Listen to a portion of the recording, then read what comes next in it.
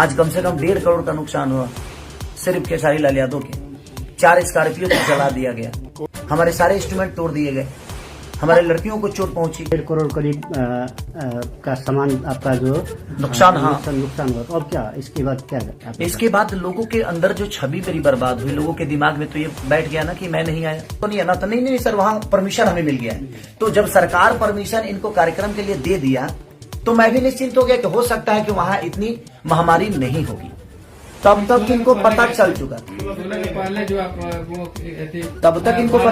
था, कि परमिशन रद्द है, प्रशासन हमें ये कार्यक्रम नहीं करने देगी। सरकार ने कोविड की वजह से परमिशन इनका रद्द किया, इनको मना किया कि आप कार्यक्रम नहीं कर सकते हैं।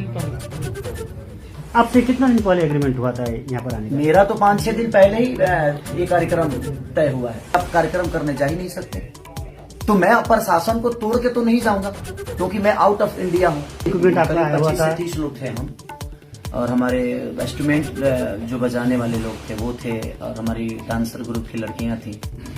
और सबसे बड़ी बात कि ये लोग जब मेरा